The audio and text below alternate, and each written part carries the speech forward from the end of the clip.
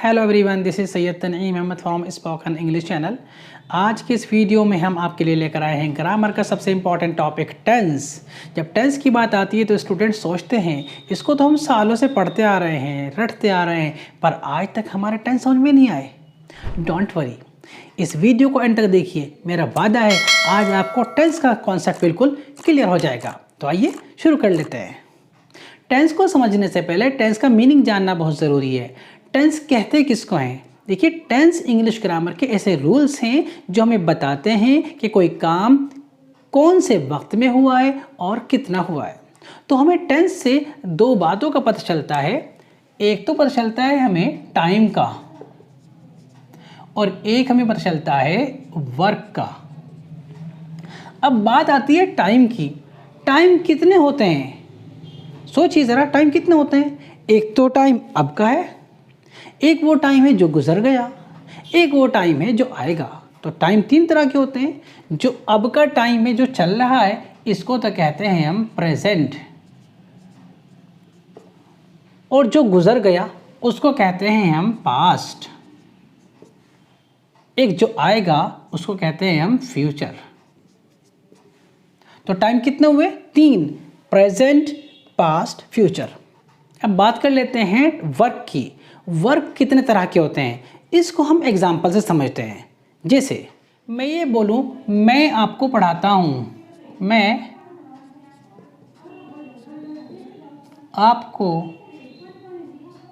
पढ़ाता हूं। अब इसमें क्या अंदाज़ा हो रहा है कि कौन से वक्त में काम हो रहा है? पढ़ाने का काम कब हो रहा है? पढ़ाने का काम अब हो रहा है, यानी प्रेजेंट में हो रहा है। टेंस का तो हमें पता चल गया कि अब हो रहा है काम, प्रेजेंट टेंस है, पर यह अंदाज़ा नहीं हो रहा है कि काम कितना हो रहा है। जिसमें यह अंदाज़ा नहीं हो कि काम कितना हो रहा है, चल रहा है या पूरा हो गया है, जब अंदाज़ा ना हो, उस वर्क को हम नाम देते हैं इंडेफिनिट।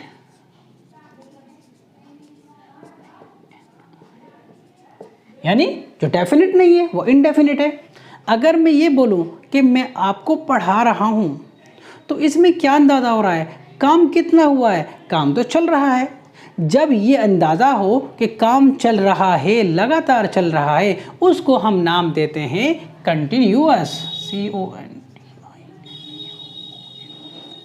ठीक है।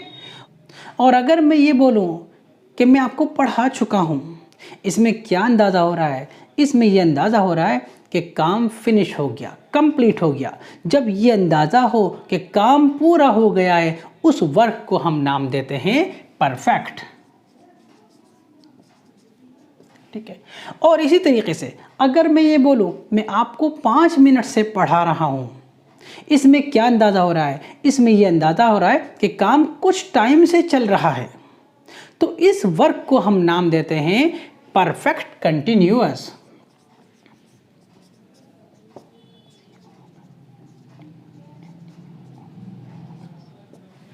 Perfect continuous. अब ये परफेक्ट कंटिन्यूअस कैसे बनाए? अब मैंने बोला कि मैं 5 मिनट से आपको पढ़ा रहा हूँ। अब ये देखिए, जो 5 मिनट गुजर गए, इतना काम तो फिनिश हो गया ना, तो इसलिए ये परफेक्ट हो गया। अभी पूरा नहीं हुआ है, चल रहा है, इसलिए ये कंटिन्यूअस हो गया। जिसमें ऐसा अंदाज़ा हो कि कुछ टाइम से काम चल रहा है, उस वर्क को हम नाम देते हैं परफेक्ट कंटिन्यूअस। तो क्लियर बात हो गई। टेंस कितने हैं? 3, और उनके जो टाइप्स हैं वो कितने हैं?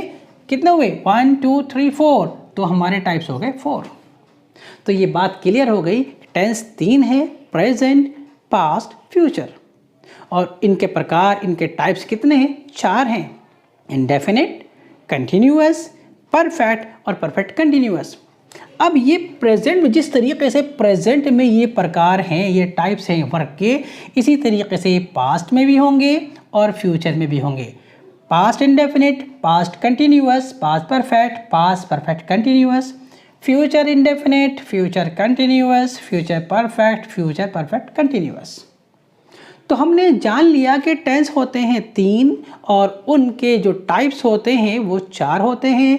Indefinite, continuous, perfect continuous. अब बात आती है, हम पहचानेंगे कैसे कि ये प्रेजेंट इंडेफिनिट है, पास्ट इंडेफिनिट है, प्रेजेंट कंटिन्यूअस है?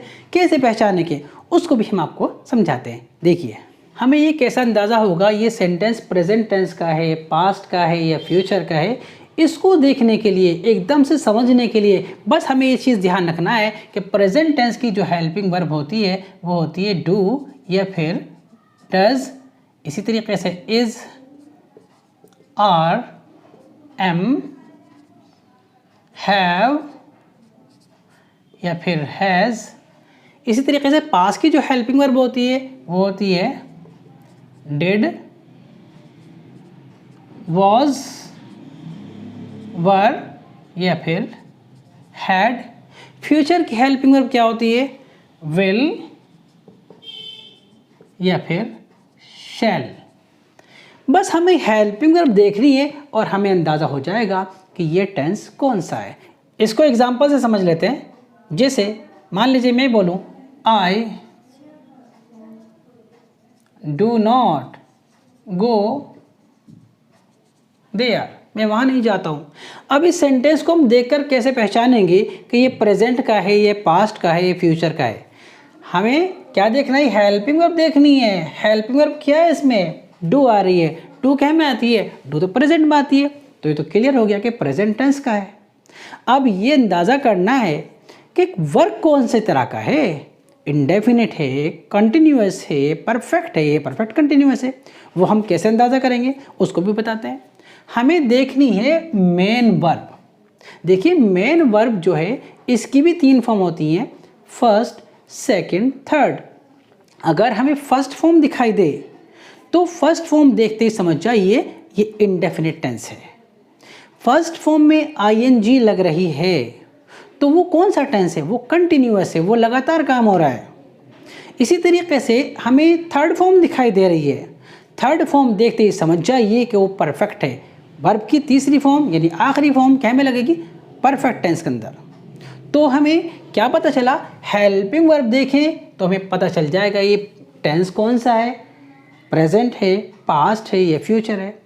मेन वर्ब देखेंगे, मेन वर्ब से हमें पता चल जाएगा कि ये काम इंडेफिनिट है, कंटिन्यूअस है या परफेक्ट है।